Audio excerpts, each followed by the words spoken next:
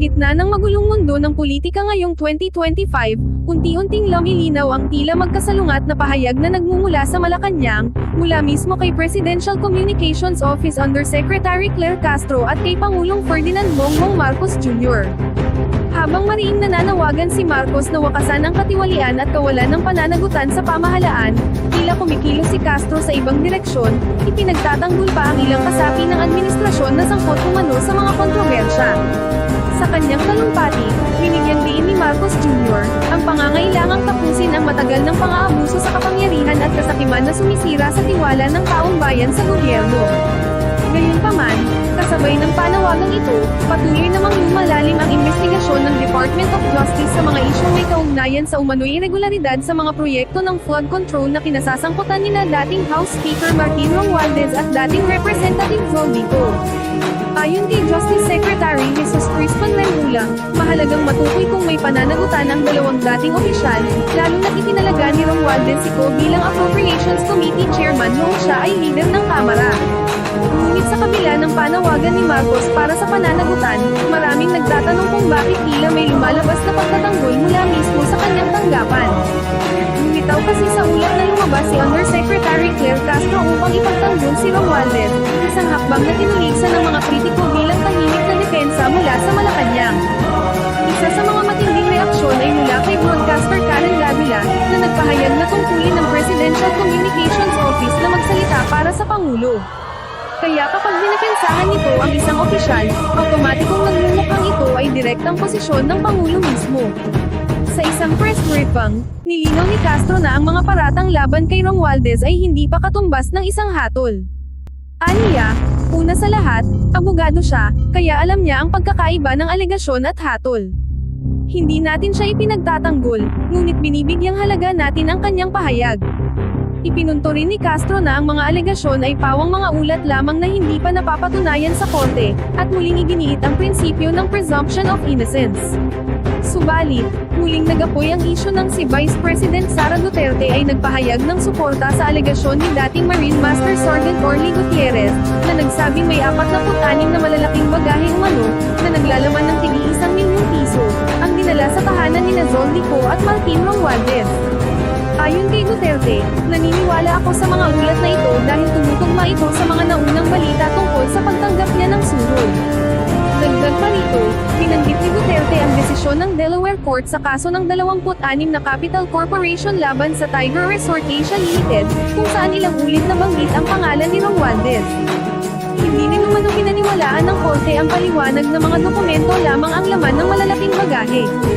Ang mga pahayag na ito ay lalo lamang nagpaigting sa tanong ng publiko, kung tunay na layunin ng Pangulo ang wakasan ng katiwalian, bakit tila nagkakaroon ng depensa at pagtatakip mula mismo sa loob ng kanyang administrasyon. Ayon kay Vice President Sara Duterte, hindi umano ito basta-bastang pagkakataon lamang kundi bahagi ng isang nakababahalang pattern ng katiwalian na patuloy na bumabalot sa pangalan ng dating speaker. Ang sabay-sabay na pagtutok ng mga pahayag mula sa Malacanang, ang malalim na investigasyon ng DOJ, ang matitinding akusasyon ni Duterte, at ang depensang inilabas ni Undersecretary Claire Castro ay nagbubunga ng isang masalimuot na banggaan sa politika, isang sitwasyong nagpapakita ng malinaw na pagkakahati-hati sa loob ng pamahalaan at nagbubunsod ng tanong kung sino nga ba ang tunay na nasa likod ng mga panawagan at pagtatanggol. Sa gitna ng lahat ng ito, nananatiling bukas ang malaking katanungan, hanggang kailan magpapatuloy ang ganitong klase ng politikal na laro sa likod ng mga investigasyon at opisyal na pahayag. At sino talaga ang dapat managot sa mga alegasyon ng malalaking halagang pumapasok sa mga silid ng kapangyarihan? Samantala, nagbigay din ng reaksyon ang kilalang influencer na si Madhog tungkol sa mga kaganapan sa Senado kamakailan. Ito ko sa inyo yung napansin ko noong September 29, 2025 sa Senado. Mag-review speech si Senator Jesus Cordero at si Senator Alvarez.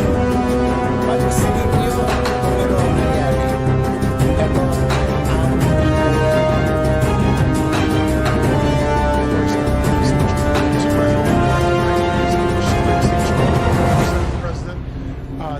Distinguished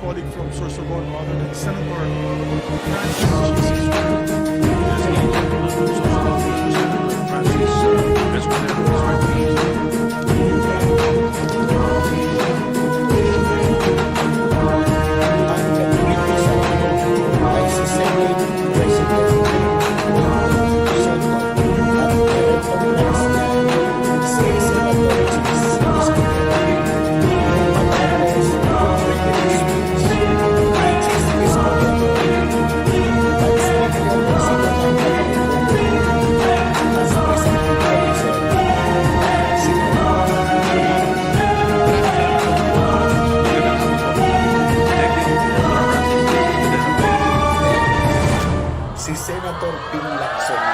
Bakit? Ano nangyari? Bakit nagkaroon ng speech? Kasi naduda na si Ping Lacson na siya ang magiging topic ng mga privilege speeches na ito. Kaya tinanganan na niya yung pagiging presiding officer para hindi siya mapilitan mag-interpellate at magtanong. Bakit? Saan ba nag-i-interpellate si Ping Lacson? Si Ping Lacson nag-i-interpellate sa media, sa Twitter, sa Facebook, at kung saan-saan social media.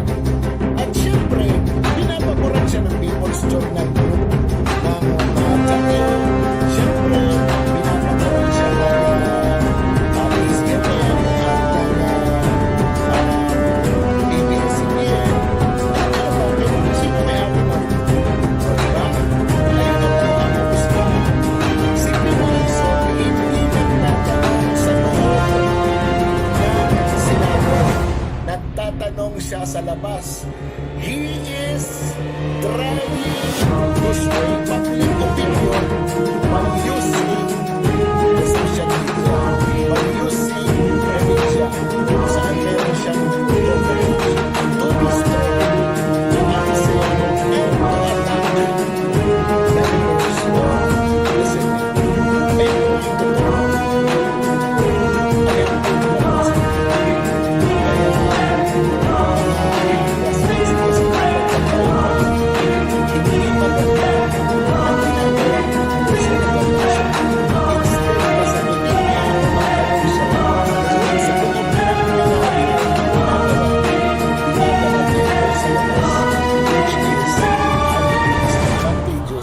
Sa mga senador na walang media at sa News. Binastos si Marcoleta dahil kayo na mag-research kung ano ang koneksyon ng Abante News at nang nagtatanong doon sa mga iniimbestigahan ngayon sa flood control. Sayang ang bayot! Hindi ko walang kinalaman yan si Pangulong Marcos sa flood control project. Kasi siya nga nagsiwalat, di ba? Sa tingin ko lang. Ayaw ko sa tingin ninyo. Kasi magkaiba tayo ng paningin. Minsan nagkakaulit yan. Hindi ko naman istinus sa naman sa sasapatos. Pareho kami nilang pero malis.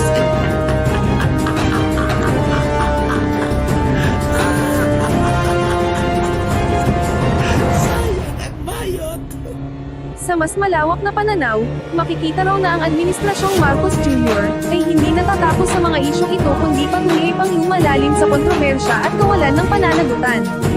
Para sa karamihan ng mga netizen, ang 4 na taon ng pamumuno ay tila sunod-sunod na kabanata ng kaguluhan at kalikuhan. Kahit ang direktor na si Daryl Yap ay nagpahayag na marahil ay may mga pangakong politikal na humahadlang kay VP Sara Duterte na maging susunod na pangulo, kasabay ng paggunita sa mga usaping impeachment na umanilabag sa konstitusyon at mga opisyal na napilitang magbitiw.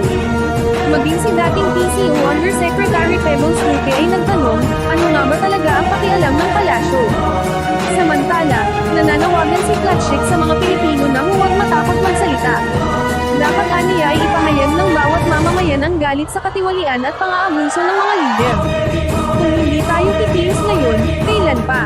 Ani niya, sa gitna ng lumalalang katiwalian, malinaw ang panawagan ng publiko, kondenahin ang mga sakam at tiwaling opisyal. Huwag manahimik, magsalita ng walang takot dahil ito ay karapatan sa ilalim ng saligang batas.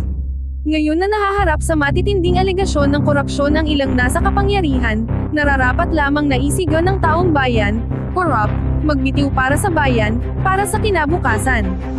Ngunit sa huli, nananatiling buhay ang tanong, hanggang kailan mananahimak ang sambayanan bago tuluyang mabago ang direksyon ng ating bansa? Ang mga kaganapang ito ay malinaw na larawan ng lumalalang katiwalian sa loob ng gobyerno, isang sistemang niluluho ng pansariling interes at pagmamalatkayong serbisyo publiko. Habang ipinapakita sa publiko na may laban kontra korupsyon, tila kabaligtaran naman ang nangyayari sa likod ng mga pinto ng kapangyarihan. Ang mga opisyal na dapat naninindigan sa katotohanan ay sila ring namumuna sa Nakapagtataka kung bakit tila bulag ang ilang ahensya sa mga ebidensyang hayagang ipinapakita sa taong bayan. Ang mga investigasyon ay nagiging palabas na lamang, isang drama na paulit-ulit ngunit walang resolusyon. Sa halip na hustisya, ang nakikita ay pagpaprotekta sa mga kaalyado at pagpapatahimik sa mga nagsasalita. Ang mga pahayag mula sa Malacanang ay puno ng contradiction, na mistulang pagtatakip sa mas malalim pang kabulukan sa loob ng sistema. Kung ang mismong mga tagapagtanggol ng katotohanan ay nagiging tagapagtakip ng kasinungalingan, saan panlinggar ang mamamayan? Ang ganitong klase ng pamahalaan ay unti-unting tumikitin sa tiwala ng publiko, at ang katahimikan ng mga opisyal ay katumbas ng pagkonsinti sa kasamaan. Hindi sapat ang mga pangakong pagbabago kung paulit-ulit namang nauuwi sa parehong siklo ng korupsyon at kawalang pananagutan. Sa panahong ito, kailangan ng mamamayan ang gobyernong tunay na naninindigan para sa bayan, hindi para sa bulsa. Sa huli, ang tanong ay nananatili, hanggang kailan magbubulag-bulagan ang mga nasa kapangyarihan bago nila amining sila mismo ang ugat ng katiwalian? At hanggang kailan mananahimak ang sambayanan bago tuluyang bumagsak ang halijing bumubuo sa ating bansa? Ang tunay na pagbabago ay hindi manggagaling sa mga sinungaling na lider, kundi sa mamamayang may tapang na manindigan laban sa kanila.